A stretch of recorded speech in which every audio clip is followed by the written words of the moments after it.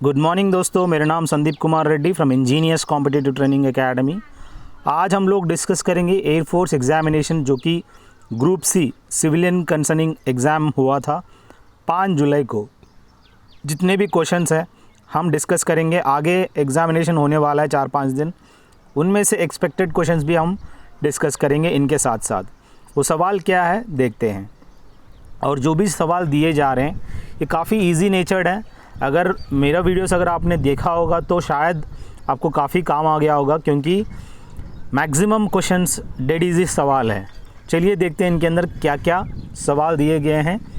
जो कि WHO headquarters यहाँ पे कैपिटल में होनी चाहिए, नो वरी। WHO हेडक्वार्टर्स जो कि वर्ल्ड हेल्थ ऑर्गेनाइजेशन होता है, इनकी जो हेडक्वार्टर्स है आप इनके बारे में पूछा गया है। और बाकी यूनाइटेड नेशंस का हेडक्वार्टर्स जो कि आप न्यूयॉर्क के अंदर है, और WHO का है जेनीवा जो कि स्विट्ज़रलैंड में है दोस्तों। और इनकी एस्टैब्लिशमेंट डेट भी यहाँ पे दिया गया, आप देख सकते हैं। सबसे पहले एस्टैब्लिश जो कि अक्टूबर 24 तारीख को यूनाइटेड नेशंस ऑर्गेनाइजेशन का एस्टैब्लिश किया गया था। उसके बाद यहाँ पे देख सकते हो वर्ल्ड हेल्थ ऑर्गेनाइजेशन का। आजकल जितने भी WHO है वो अप्रूव देते हैं जितने भी वैक्सीन फॉर द कोरोना। बाकी इंटरनेशनल लेबर ऑर्गेनाइजेशन जो कि इसका भी हेडक्वार्टर्स जेनीवा में है। जेनीवा में आप meteorological, labour as well as health का हेडक्वार्टर्स देख सकते हो। और IAEA यानी इंटरनेशनल एटॉमिक एनर्जी एजेंसी, ये आप ऑस्ट्रिया का जो कैपिटल है, ऑस्ट्रेलिया नहीं ऑस्ट्रिया जो कि वियन्ना में है। और फूड एंड एग्रीकल्चरल ऑर्गेनाइजेशन का जो कि आप इटली में देख सकते हो। काफ़ी इंपॉर्टेंट है दोस्तों, आपसे इनमें से कोई ना कोई एक सवाल आ सकता है। अगला अब्रिविएशन पूछा गया जो कि HTML हाइपरटेक्स्ट मार्कअप लैंग्वेज होता है। अगर आपको दिया जाए HTTP, ये हाइपरटेक्स्ट जो कि ट्रांसफ़र प्रोटोकॉल होता है। और इनकी अब्रिविएशन आपको याद रखना बहुत ज़रूरी है रिलेटेड टू कंप्यूटर्स। LAN यानी local area network, LCD liquid crystal display light liquid emitting light emitting diode होता है। और CDMA यानी code division multiple access, very important. CDMA का अब्रिविएशन पूछ सकता है आपसे। USB यानी यूनिवर्सल सीरियल बस होता है। ईमेल यानी इलेक्ट्रॉनिक मेल। फैक्स सभी जानते हैं, फैक्सी मेल होता है यानी कॉपी करना। सिम जो अपनी मोबाइल में डालते हैं, सब्सक्राइबर आइडेंटिटी मॉड्यूल होता है दोस्तों। इस तरह का कोई ना कोई सवाल आपको पूछा जाएगा। ATM यानी ऑटोमेटेड टेलर मशीन होता है। और यहाँ पे जो LED है लाइट एमिटिंग डायोड होता है दोस्तों। अगला बहुत ही इंपॉर्टेंट है, रिवर बैंक्स एंड सिटीज़। इस तरह का एक सवाल आपको आएगा ही। जैसे कि पेरिस कौन सा नदी के तट पर है, वो है सियनी नदी। अगर कहूँ टाइग्रिस रिवर जो है आप इराक में देख सकते हो, जो कि बागदाद शहर है जो कि टाइग्रिस रिवर के तट पर देख सकते हैं। लंदन सुनते ही आपको थेम्स रिवर याद आनी चाहिए। और वहाँ पे जो ब्रिड्ज है वो ब्रिड्ज का नाम मुझे कमेंट सेक्शन में आप बताएंगे। जो कि यहाँ पे नाइल रिवर सभी जानते हैं, इजिप्ट का heart of gift of the Nile कहते हैं इजिप्ट शहर को। और जहाँ पे पिरामिड्स वगैरह काफ़ी फेमस है। हडसन जो बे है, हडसन रिवर, ये न्यूयॉर्क में देख सकते हो सिटी के पास में। और जो पीस रिवर है वो आप कनाडा में देख सकते हैं। और आगरा जो कि दिल्ली और आगरा ये दोनों जो है यमुना नदी के तट पर है। ताजमहल भी यमुना नदी के तट पर ही देख सकते हैं। जो कि अहमदाबाद गुजरात में है, वहाँ पे साबरमती देख सकते हो, वहाँ पे रिवर। अब बात आता है बैटल्स की।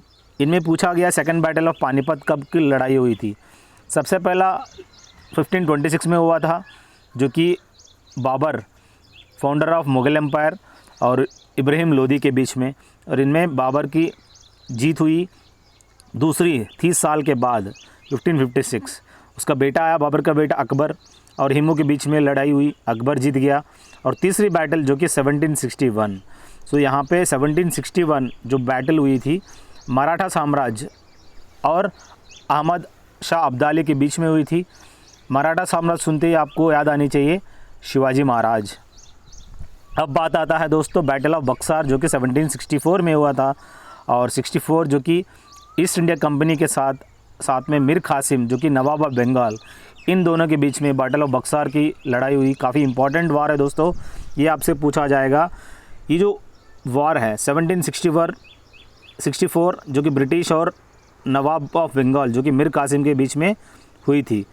और बैटल ऑफ जो हल्दीघाटी है ये मेवाड़ के जो राजा Maharana Pratap with the Mughal emperor Akbar against जो कि मान सिंह ऑफ अंबर इनके बीच में लड़ाई हुई थी, बैटल ऑफ हल्दीघाट। सो ये 1576 में लड़ाई हुई। सो बहुत ही इंपॉर्टेंट है, इन जो भी बैटल्स है इनके रिलेटेड एक सवाल आपसे पूछा जाएगा। सो पानीपत आ गई, बक्सर आ गई, हल्दीघाटी आ गई, अलग अलग जो कि वार ऑफ इंडिपेंडेंस जो कि 1857 जानते हैं आप। अब बात आता है दोस्तों आर्टिकल 32 की।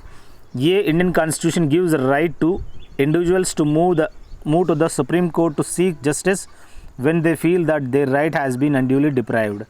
अगर उनको लगता है कि उनका हक के ऊपर वो कोई भी हेयरिंग अगर दिया है तो आर्टिकल 32 के तहत वो जाके सुप्रीम कोर्ट में अपना हक लड़ सकता है। और ये ऐसा कॉन्स्टिट्यूशनल अमेंडमेंट है, the rights guaranteed by this article can not be suspended. अब बात आता है दोस्तों E=mc²। इसका मतलब होता है equation in German born physicist Albert Einstein जो थ्योरी बनाया उन्होंने E=mc²। ये थ्योरी ऑफ रिलेटिविटी कह सकते हैं और अल्बर्ट आइंस्टाइन ने इस थ्योरी को दिया है दोस्तों। अलग अलग थ्योरी आपको याद रखना बहुत ज़रूरी है। मुस्लिम लीग जो कि एस्टैब्लिश किया गया था दिसंबर 1906 में। इससे पहले 1905 में पार्टीशन ऑफ बंगाल हुई थी और लॉर्ड कर्जन के अंडर में this Muslim League was set up under the leadership of Aga Khan. आज के टाइम पे हम लोग आगा खान कभी आगा खान ट्रॉफी सभी जानते हैं। ये आगा खान के अंडर साथ में नवाब सलीमुल्लाह ऑफ दक्कन और नवाब मोहसिन मुल्क अट दक्कन, ये जितने भी अंडर में मुस्लिम लीग का इस्टेब्लिश किया गया था 1906 में soon after partition of Bengal. अब यहाँ पे इनकी जो प्रेसिडेंट था नवाब सलीमुल्लाह खान जो कि प्रेसिडेंट है दोस्तों। इनकी जो हेडक्वार्टर्स है मुस्लिम लीग का ये कहाँ पर देखने को मिलेगा, अलीगढ़ में। और बाकी लाल बाल पाल तो सभी जानते हैं, ये लोग रेडिकल्स है और एक्सट्रीमिस्ट कह सकते हैं। ये लोग लाला लाजपत राय, बाल गंगाधर तिलक, बिपिन चंद्र पाल, ये काफ़ी अतिवादी थे। अब बात आता है दोस्तों होम रूल लीग फाउंडर। जितने भी सवाल है ये पूछा गया है। होम रूल लीग फाउंडर जो कि अन्नी बेसेंट सभी जानते हैं और inspired by the Irish rebellion started Home rule League in India in the सितंबर। सो ओवरऑल ये 1914 में Bal Gangadhar Tilak release from the Mandalay jail से रिलीज़ हो गए थे बाल गंगाधर तिलक जो कि political Guru of Mahatma Gandhi. और 1915 में फिर वो एंटर किया इंडियन नेशनल कांग्रेस को। और बाल गंगाधर तिलक ने क्या किया, home rule league at Pune जो कि 28 अप्रैल 1916 को ये सेटअप किए गए थे। और इन्होंने अपना एक न्यूज़पेपर भी स्टार्ट किया था मराठी लैंग्वेज में, उसका नाम है केसरी और अंग्रेज़ी में मराठा। सो ये दोनों न्यूज़पेपर केसरी और मराठा जो है ये बाल गंगाधर तिलक ने स्टार्ट किया था। बात आता है कि होम रूल लीग फाउंडर अन्नी बेसेंट है दोस्तों, एक औरत है। अब बात आता है gene is a basic physical and functional unit of heredity. जैसे कि वंशपारंपर्य, कोई टकला है तो उसका दादाजी भी टकला होगा, तो ऐसे करके वंशपारंपर्य जो हेरिडिटी होता है और इस genes are made up of DNA के साथ बना हुआ रहता है। और कह सकते हैं some genes acts as instructions to make molecule called proteins, however many genes do not code for proteins. यहाँ पे जो जीन है एक basic physical and functional unit of heredity है दोस्तों। अगर सेल कहा जाता है basic units and of life in part because they come in discrete and easily recognizable packages. That's because all cells are surrounded by structure called cell membrane. वो cell membrane से ढका हुआ रहता है। जो सेल है basic functional and structural unit of life कह सकते हो। सो लाइफ का अगर है सेल है, जीन है हेरिडिटी का, ये बहुत ही इंपॉर्टेंट आपको याद रखना अनिवार्य है। अगला टोटल नंबर ऑफ लैंग्वेजेस जो कि कॉन्स्टिट्यूशन के अंदर आज के टाइम पे 22 लैंग्वेजेस है दोस्तों, which have been referred as scheduled languages and given recognition, status and official encouragement. In addition, the government of India has awarded the distinction of classical languages to Kannada, Malayalam, Odia, Sanskrit, Tamil and Telugu. Overall कहने का मतलब आज के time पे 8th schedule के अंदर mention किया गया है जो कि लैंग्वेजेस जो 22 लैंग्वेजेस आज के टाइम पे हैं। डोंगरी भी ऐड किया गया है इसके अंदर। जो कि डोंगरी लैंग्वेज कहाँ का है आप मुझे कमेंट सेक्शन में बता सकते हैं। फाउंडर ऑफ आर्य समाज, जो कि बहुत ही इंपॉर्टेंट है, स्वामी दयानंद सरस्वती, इन्हीं को हम मूला शंकर नाम पे जाना जाते हैं। बाकी ब्रह्म समाज और आत्मीय समाज राजा राममोहन राय दोस्तों, जिन्होंने सती प्रथा के अगेंस्ट फाइट किया है। आरएसएस यानी राष्ट्रीय स्वयंसेवक संघ, जो कि केशवराव हेडगेवार। और Satyashodhak Samaj Jyotiba Phule. Theosophical Society madam Blavatsky and colonel Olcott. Ramakrishna Mission, जो कि स्वामी विवेकानंद दोस्तों। मुस्लिम लीग, जो कि 1906 में आगा खान सलीमुल्लाह खान इन्होंने इस्टेब्लिश किया है। बहुत ही इंपॉर्टेंट, आप लोग इस पे गौर करिए। शोर टेम्पल किसे कहते हैं? शोर यानी समंदर के किनारे। ये ऐसा कॉम्प्लेक्स एलिगेंट श्राइन है, मंदिर है, जो कि 700 सी में कंस्ट्रक्शन किया गया है। One among A number of Hindu monuments at Mamallapuram, जिसे कहते हैं महाबलीपुरम। ये कोरोमांडल कोस्ट ऑफ तमिलनाडु में आप देख सकते हैं। कोस्ट की बात करें, जो कि spice garden of India, Malabar coast Kerala में है, कोरोमांडल कोस्ट तमिलनाडु में है। और यहाँ पे आप देख सकते हैं समंदर के किनारे ये है मामल्लपुरम, जो कि शोर temple. It is considered the finest early example of medieval southern Indian temple architecture. ठीक उसी तरह केरल में भी एक टेम्पल है, उस टेम्पल का नाम पद्मनाभन टेम्पल, बहुत ही इम्पॉर्टेंट टेम्पल है दोस्तों। अब बात आता है पीक की। अन्नामुड़ई एक ऐसी जगह है जो कि साउथ इंडिया में सबसे टॉप पीक कह सकते हैं, और वर्ल्ड में माउंट एवरेस्ट है दोस्तों, जिसका हाइट 8848 मीटर्स है, और ये नेपाल में है, काठमांडू। बचेंद्री पाल सबसे पहला वुमन है, जो कि इंडियन वुमन है, माउंट एवरेस्ट चढ़ी थी। और संतोष यादव, जो कि 2 बार इसने माउंट एवरेस्ट को स्केल किया है। और इंडियाज़ बिगेस्ट माउंटेन, जो कि आज के टाइम पे सेकंड हाईएस्ट भी कह सकते हो, K2 कंचनजंगा, जिनको हम गॉडविन अस्टिन, जो कि 8611 मीटर्स कह सकते हैं, उसका हाइट। बाकी एडमंड हिलारी एंड टेंजिंग नॉर्गे, जो कि सबसे पहले माउंट एवरेस्ट में चढ़ने वाले इंसान, एडमंड हिलारी एंड टेंजिंग नॉर्गे। और नंगा पर्वत, जो कि जिसका हाइट इंडिया में सबसे सेकंड में आता है, यहाँ पे देख सकते हो टॉप में 8126, सेकंड में नंदा देवी। इनका अगर कहें कौन लड़की हैं जो सबसे पहले माउंट एवरेस्ट पे चढ़ने वाली, जापानीज़ की जुंको ताबी, इंडियन बचेंद्री पाल। ये बहुत ही इंपॉर्टेंट है दोस्तों, आपको याद रखना इम्पॉर्टेंट है। टीपू सुल्तान किसका रूलर है? ऑप्शन में अगर दिया है मैसूर तो आप रख दीजिएगा। सो टीपू सुल्तान को कहते हैं टिप्पू साहब या Fateh Ali Tipu, by name tiger of Mysore कहते हैं इनको। और देवनल्ली, जो कि इनकी देहांत हो गई, सेरिंगपट्टनम वहाँ पे देख सकते हो।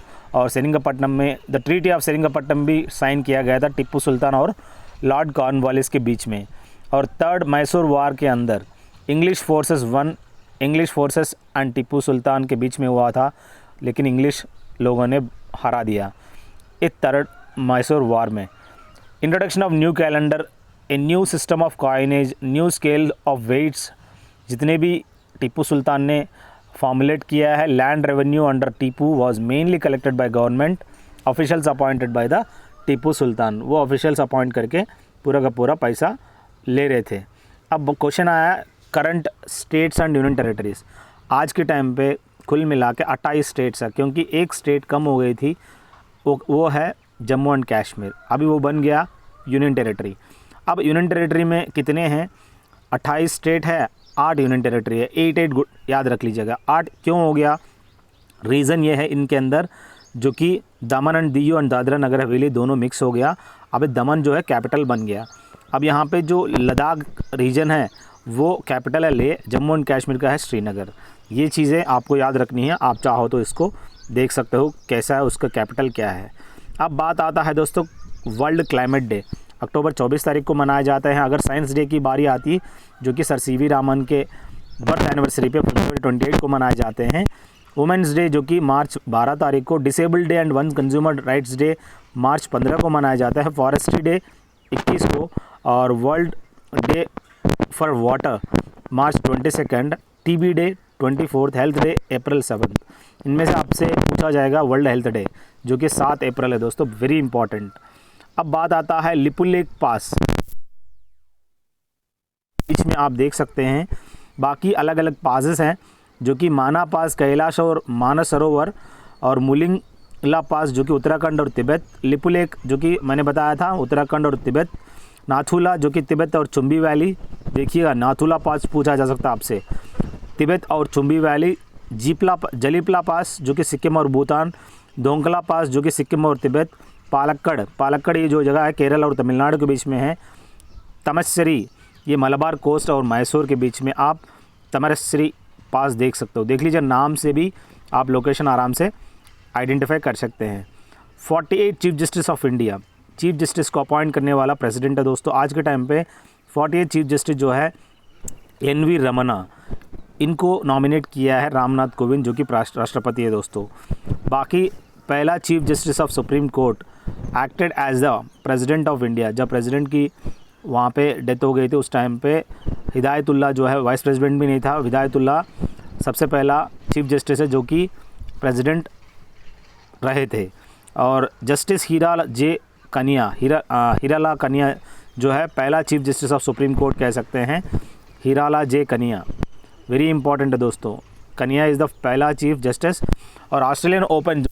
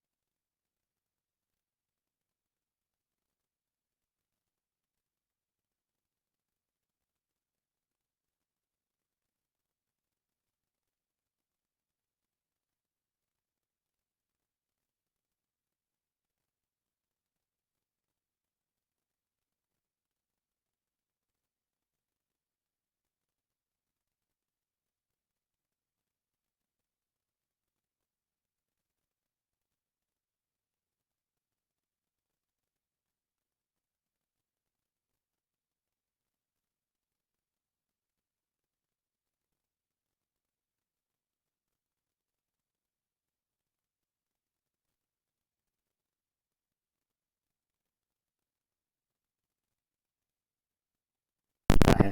Have a good day guys, have a great life. ज़रूर आप लोग जितने भी क्वेश्चंस हैं इनको गौर करिए, और मैंने जो भी डिस्कस किया है अगर आपको अंग्रेज़ी समझ में आ रहा है तो अंग्रेज़ी देख लीजिए, अगर हिंदी समझ में नहीं आ रहा है you better go through my videos where you will find all the language like Hindi, English and Telugu. So I hope this video will help you a lot. If you have any queries आप मुझे मेरा इस number पे 766730 पे call कर सकते हैं। आप अपनी एग्ज़ाम्स की तैयारी कर सकते हैं, ग्रुप सी सिविलियन की, चाहो तो मेरा प्लेलिस्ट के अंदर टॉपिक वाइज आप देख सकते हैं। जितने भी सवाल पूछे गए हैं सब लिटिल नेचर के, काफ़ी आसान तरीके के सवाल हैं। अगर आप इसको भी क्लियर नहीं कर पाओगे तो आपको नौकरी मिलना मुश्किल है, क्योंकि आज के टाइम पे बीटेक स्टूडेंट्स, ग्रेजुएट्स वगैरह सभी लोग इन नौकरियों के लिए अप्लाई कर रहे हैं। तो बेहतर है कि अपने आप को बाहर निकालिए। तो ओवरऑल आपको तैयारी बहुत करनी है। Thank you guys, have a good day, have a great life.